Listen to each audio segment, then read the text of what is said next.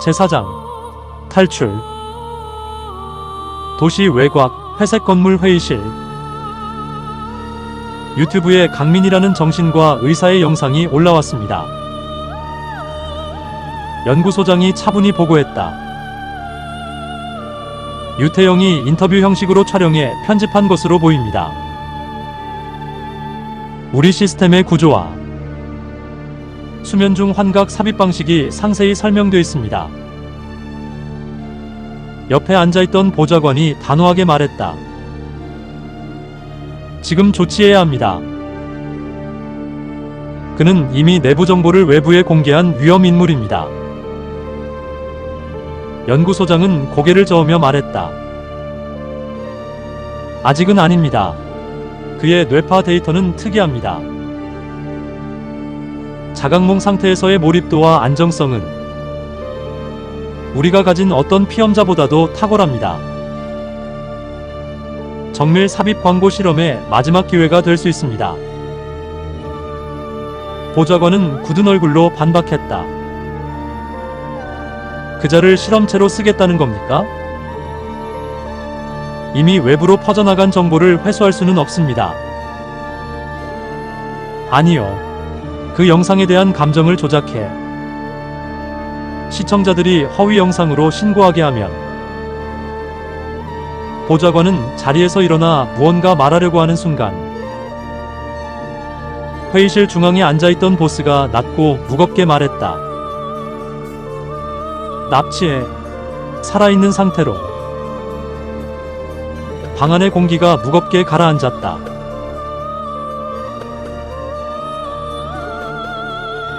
그날 밤 유태영은 바람을 쐬기 위해 거리로 나왔다. 오피스텔로 향하던 골목길. 뒤에서 조용히 다가온 벤이 그를 덮쳤다.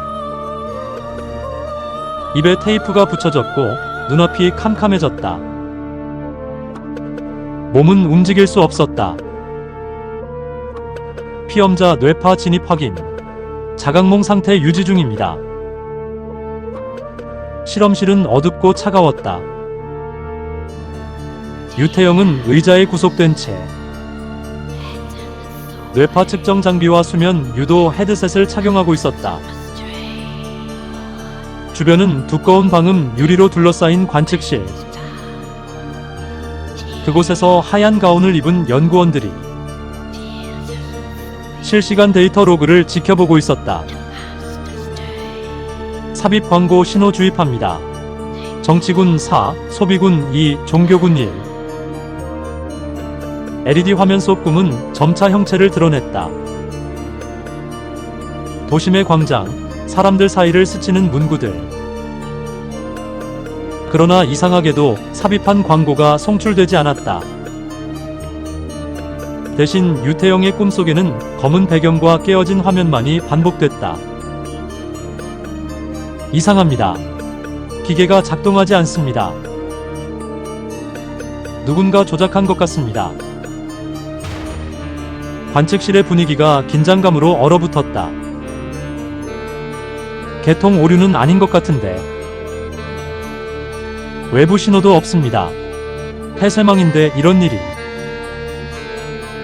하지만 그 누구도 관측실 외곽 제어 패널 옆에 놓인 태블릿과 백업본 USB가 꽂혀 있다는 사실은 눈치채지 못했다. 잠시 후 경보음이 울렸다. 경고 피험자 이탈 감지. 격리 구역 해제. 철문이 열렸다. 유태영은 실험실에서 탈출했다. 붉은 경보등이 천장을 비추는 복도. 탈주 발생이라는 기계음이 울려 퍼졌고 어둠의 조직원들이 분주히 움직였다. 그러나 그는 이미 건물을 빠져나와 어둠 속을 달리고 있었다. 그의 눈에 폐창고가 들어왔다. 옷은 찢어졌고 숨은 거칠었지만 손엔 자신의 태블릿과 백업용 USB가 쥐어져 있었다.